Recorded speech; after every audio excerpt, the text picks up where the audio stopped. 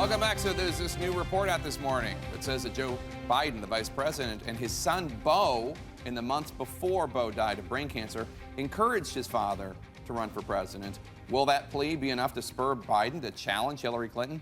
Let's get into it with Van Jones, CNN political commentator, Jennifer Jacobs of the Des Moines Register, Brianna Keilar, CNN senior political correspondent, and Haley Barbour, former Mississippi governor. Thanks one and all for being here. So are you hearing anything in Iowa about people maybe wanting Biden to run or Biden reaching out to Iowans? Not so much a hunger, but there has been some reaching out. His inner circle has reached out to a limited number of friends of Biden in Iowa. They haven't really reached out to the extended Biden network in Iowa yet. And they're not saying he has given a green light on running. He hasn't. But they're saying we would like to prepare just in case he does. So we're expecting an uptick of pro-Biden activity in the next few days. Is there a hunger for Biden? Look, I mean, no, there's not. But listen, he is incredibly respected. He's a beloved figure in our party. But the reality is, he's not so different from Hillary Clinton from the point of view of the rising energy in the party. The Clinton party was a very pro-incarceration party, anti-regulation for Wall Street, and big on triangulation. The new party, the Elizabeth Warren wing, Bernie Sanders, Black Lives Matter, less incarceration, more regulation, and they hate the triangulation. They want authenticity. So he checks the authenticity box, but no other box in our party. There's just no hunger. They love him. There's no hunger for him.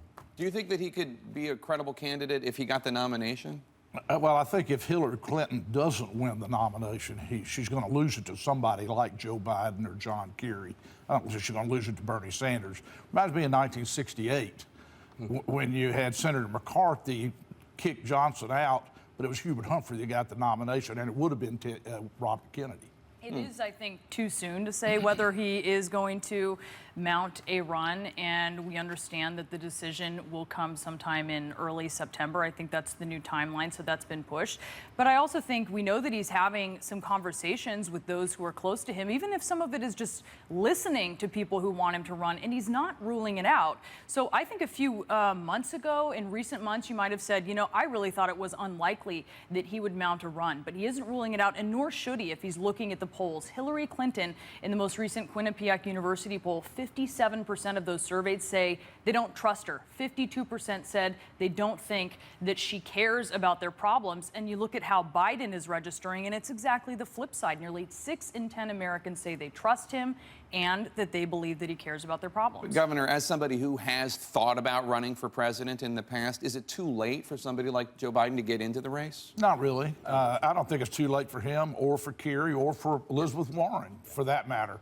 Because you want them all. You want them all. Well, no, but what is stimulating this to be thought about is what Brianna talked about, Mrs. Clinton's problems. Surprising weakness from Hillary Clinton on stuff that you really wanted her to be stronger on. Listen, he's a sitting vice president. If he can wait till December if he wants to. I think people have heard of him in Iowa. So I think he can wait if he wants to. But I think that this is more about the troubling signs from Hillary Clinton, possibly in October imploding in front of a committee in Congress, much more than it is a passion for Biden. It's hard to get caucus goers to get out to that vote. You've got to really organize. And Hillary Clinton already has 60 staffers in Iowa alone. She has 11 offices. Bernie Sanders has matched her. He has 11 offices in Iowa as well, fewer aides there. But they're really digging in and fighting hard and, you know, talking to all these people in every single county. It's hard to replicate that. It's anywhere else, you might be able to come in late, but Iowa, it's tricky.